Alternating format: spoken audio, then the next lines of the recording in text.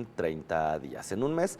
Y para eso, bueno, pues tuvieron que mandar o van a enviar más de 10,000 elementos de la Guardia Nacional a la frontera, también para impedir el paso de migrantes y el tráfico de droga, específicamente del fentanilo. Y lo mismo sucedió en Canadá, donde además también ya catalogaron a los grupos criminales, grupos delictivos del crimen organizado en nuestro país, como grupos terroristas. Esto, por supuesto, pues pone una pausa y por lo menos un intermedio en este temor que había en cuanto a la guerra arancelaria. Y de esto vamos a platicar con Miguel Ángel Sigala Gómez, profesor investigador de la Universidad de Guadalajara, para ver qué impacto, Miguel Ángel, primero que nada, buenas noches, gracias por atender este espacio informativo, pero ¿qué impacto podríamos haber esperado si realmente, digo, a corto plazo, porque también sabemos que no puede ser inmediato, pero a corto plazo si realmente se hubiera generado este incremento de 25% de aranceles a nuestro país?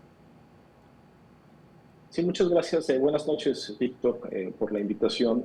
Bueno, afortunadamente no se dio, ¿no? Y que por supuesto que despertaba y despierta muchos temores que pues una imposición de 25% a las exportaciones de México que van hacia Estados Unidos puede tener un impacto. Obviamente hay estimaciones, espero que no sepamos en realidad cuál va a ser el efecto verdadero, pero bueno, había estimaciones de una contracción del PIB de 1.5%, quizá 2, al menos 1%, una devaluación del peso quizá llegando a 25 pesos, pasar de 20, 21, que se devaluó en realidad 5% de un día para otro, que es pues manejable. Eh, y bueno, afortunadamente no lo vimos.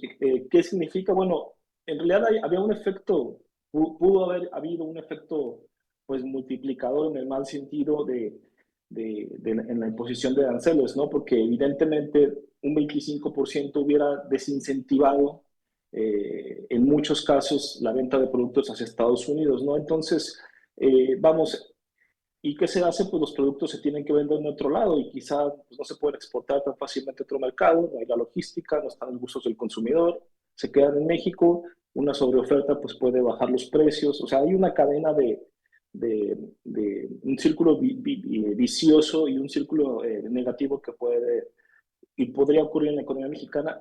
Yo la verdad, Víctor, me parece que el caso de Colombia de hace una semana nos daba pues muchas señales de lo que podía pasar con esta amenaza que le hizo a México y a Canadá. Yo lo comentaba con Cecilia, también de Canal 44 hace unos días, que si no sucedió con Colombia, que es un socio comercial mucho menor comparado con México y con Canadá, difícilmente iba a suceder con México y con Canadá. Y no sucedió, ¿por qué? Porque el impacto que hubiéramos sentido los mexicanos también hubiera sido tremendo para la economía estadounidense. Y me parece que Donald Trump no tiene, aunque tiene mucho apoyo, es cierto, y aunque sus seguidores y gran parte de la sociedad estadounidense está cegada por el liderazgo del presidente Donald Trump, la realidad es que también no tiene tanto margen, y creo que ellos lo saben, para jugar con la economía, jugar con la inflación, que fue el tema en realidad, yo diría, el principal, junto con la migración y la frontera, que lo llevaron a la presidencia. Entonces, hubiera sido igualmente catastrófico y quizá con un costo político mucho mayor para Donald Trump al interior de Estados Unidos si se imponen estos aranceles, porque el golpe vendría de ambos lados, desde Canadá y de México también. El huevo en Estados Unidos, por ejemplo, algo que ha sucedido en los últimos días, pues se ha llegado a comprar la docena de huevos en $12, cuando hace 3 años costaban $4, ¿no? $3, $4. Entonces, tampoco Trump tiene mucho margen de maniobra para mantener las amenazas por mucho tiempo y tampoco es una política inteligente para él implementarlas. Está jugándole brinkmanship, ¿no? Esta, pues, eh, estrategia política que operaba durante la Guerra Fría, por ejemplo, en la crisis de los misiles cubanos, donde pues se llegaba, tanto líderes estadounidenses y soviéticos, llegaban al límite, ¿no? De lo que parecía ya una catástrofe, en este caso nuclear, pero sin embargo nunca sucedía nada, ¿no? Eh, es muy difícil explicar, en realidad, salvo su proyecto populista de seguir mostrándose como un presidente que actúa y que está haciendo América a Estados Unidos grande otra vez con base en someter, aparentemente someter a otros países, pero es muy difícil entender la lógica de Donald Trump todavía. Me parece que todavía tenemos que esperar cómo se asienta su presidencia y cómo, si es que se va a poder, cómo se van a llevar a cabo relaciones pues, civilizadas, relaciones con base en los acuerdos establecidos como es el TEMEC y relaciones de vecinos que colaboran y de vecinos que tienen problemas en común y que los resuelven de manera civilizada. Vamos a esperar si llega ese momento, esperemos que sí. Si no, pues bueno, en realidad es muy difícil predecir lo que vaya a suceder para México, para Estados Unidos y para el mundo durante esta presidencia de Trump. Y finalmente quiero comentar que en realidad el TEMEC en este momento pues está herido de muerte o en realidad casi sin efecto, porque ¿de qué sirve un tratado que en realidad no respetan las partes, en este caso Estados Unidos, ¿no? Afortunadamente no estamos en ese momento en que el tratado no tenga efecto o no tenga validez o no esté vigente, lo está. Sin embargo, le resta mucha de su esencia y de su función, ¿no? Este tipo de amenazas.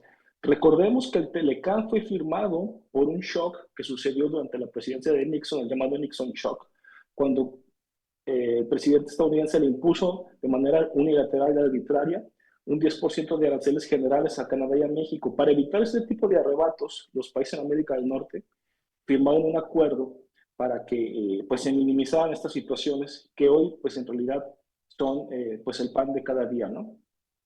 Claro, además, Miguel Ángel Sigala, pareciera más bien entonces que lo que está haciendo tanto el presidente de Estados Unidos, Donald Trump, como la contraparte aquí, Claudia Sheinbaum, hablando solamente de estos dos países, más allá de las negociaciones internacionales que se hacen y lo que ya vaticinabas hace unos días, como bien nos señalabas con Cecilia, de que era muy difícil que se diera este incremento de aranceles, pareciera más un discurso de campaña política, ¿no? Por un lado, nosotros hablamos de nacionalismo y de ser injerencista aquí en el país y Donald Trump pues habla justamente como tú ya lo señalas, de volver otra vez nuevamente grande a América. Pero ¿cuáles serían los sectores quizá más afectados en caso de que en 30 días sigan sin resolverse las negociaciones? Porque además también pareciera que lo que está haciendo Donald Trump es este bully que se dedica amenazando para que los demás hagan lo que él quiere hacer y así generar también puntos dentro de su política interna, ¿no? Sí. Pues mira, de entrada habrá que esperar si es que se llega a dar una imposición de aranceles, si son generales o si se dan por industria. Y si son por industria, ¿a cuáles, no? Evidentemente, pues de entrada las industrias exportadoras, las manufacturas, por ejemplo, en Jalisco, pues todo el hub tecnológico que tenemos de manufacturas y de industria automotriz que está prácticamente conectado con los Estados Unidos para producir autopartes, para diseñar microchips, por ejemplo, ahí en Intel, para fabricar accesorios y insumos de computadoras o mismo ensamblar computadoras. También tenemos una producción agroalimentaria sumamente significativa que va hacia Estados Unidos en Jalisco. Los más famosos productos pues son los berries, los aguacates. Eh, vamos, si es que se les llega a poner una imposición, insisto, habrá que esperar en qué industrias, pues simple y sencillamente, yo creo que los productores te lo dirán claramente que no sé si implicaría sacarlos del negocio, pero sí implicaría seguramente un replanteamiento de su estrategia productiva, porque mm, lo que está pasando con Donald Trump, y cuando digo replanteamiento, Víctor, es porque en realidad nos conviene seguir operando pensando que tenemos el mercado de Estados Unidos garantizado en su acceso, gracias al Tratado de Libre, al TEMEC, en este caso el Tratado de México, Estados Unidos y Canadá. Pues evidentemente no. Yo pienso que una imposición efectiva de aranceles implicaría un replanteamiento de la estrategia de desarrollo económico mexicano y de la estrategia del sector exportador mexicano en su conjunto, que ya ha pasado en otras ocasiones. El mismo, durante la presidencia de Echeverría se buscó una tercera opción, no se buscaban a diversificar los mercados. Es cierto, históricamente no se ha logrado y es muy difícil, pero yo pienso que, y algo que en realidad levanta preocupaciones en mí, es que Donald Trump no es como cualquier presidente. Donald Trump está rompiendo las reglas y está reformulando las reglas de todo el sistema de relaciones internacionales, incluidas las reglas comerciales que se fundaron desde la Segunda Guerra Mundial. Y en este sentido, pues si esto sigue avanzando y si cumple sus amenazas, pues me parece que es evidente que México, afortunadamente ya con un sector más sofisticado, tanto económico como exportador, como manufacturero, como de producción agroalimentaria, creo que está en mejores condiciones ahora que en los 70s, por ejemplo, o que después de la Segunda Guerra Mundial, o que después de la Revolución Mexicana, para poder diversificar sus mercados y depender menos de los Estados Unidos, ¿no? Para minimizar estos shocks, por ejemplo, bueno, evidentemente a lo mejor es un poco bobo el ejemplo, pero pues en la imposición de aranceles de Ecuador que se anunció esta tarde, pues simplemente no significa nada para el país. Entonces, en la medida en que reduces la interdependencia o la codependencia, puedes también reducir la vulnerabilidad ante este tipo de arrebatos y disrupciones que está, pues, o que parece que va a implementar, a llevar a cabo Donald Trump, ¿no? Profesor, le saluda Belén Zapata.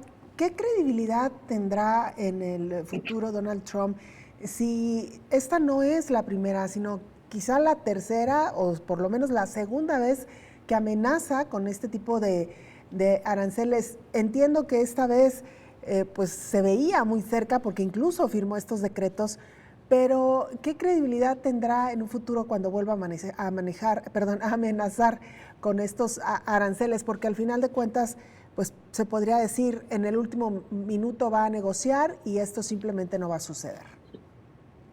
Sí, no, y tiene que ver con lo que comentaba hace rato, que la verdad es difícil entender cuál es el propósito de Donald Trump con este tipo de cosas, en mi opinión, Belén, y pues en este caso solo voy a mencionar un ejemplo, y yo creo que para bien está perdiendo mucha credibilidad Donald Trump, porque yo, bueno, obviamente, y mucha gente me imagino, estuvimos observando el tipo de cambio del peso al dólar desde el viernes y quizás desde días antes, y en realidad no hubo una devaluación relevante en lo absoluto del peso mexicano durante la amenaza de imposición de aranceles. Los mercados ya no le están creyendo a Donald Trump como lo hicieron alguna vez. Recordemos que en el 2019, cuando amenazó con imponer aranceles de 5% y así progresivamente, si México no detenía las caravanas inmigrantes, en ese momento los mercados reaccionaron, le creyeron la amenaza y el peso se devaluó de manera más considerable. En este momento no recuerdo el porcentaje, pero el impacto sí fue mucho mayor. O, por ejemplo, cuando ganó la presidencia en 2016, el impacto contra el peso fue mucho mayor. Después de esos dos momentos pues, críticos y coyunturales, las amenazas de Trump, por ejemplo, en los mercados, en lo que concierne al tipo de cambio, prácticamente están pasando desapercibidas por los inversionistas. Yo sospecho que los mercados financieros, por lo menos en lo concerniente al tipo de cambio, que evidentemente son muchos indicadores y variables los que lo explican, entre ellas la expectativa de la economía mexicana para funcionar adecuadamente y por lo tanto invertir en ella, pues simplemente no se han visto afectadas. Yo pienso que Donald Trump está perdiendo credibilidad. No obstante, Belén, a mí me parece que es una persona, un presidente, un líder, por lo que lo hemos conocido, muy peligroso y a menos, esperemos, que el sistema estadounidense de checks and balances, ¿no? De pesos y contrapesos, de limitaciones al poder, de distintos intereses y diversos y complejos y contradictorios en disputa, le pongan diques al presidente Trump para que, para que no lleve a cabo pues una decisión completamente pues disruptiva como sería una imposición de un 25% en los aranceles. Eh, También si la idea de Donald Trump es seguir alimentando su base electoral con base en el nacionalismo y en la antiglobalización y si se mantiene como una batalla ideológica y no lleva a cabo decisiones más trascendentes más que simplemente quedarse en la retórica populista y nacionalista y xenófoba, pues bueno, tarde o temprano se acabará Donald Trump y quizá llegue otro presidente.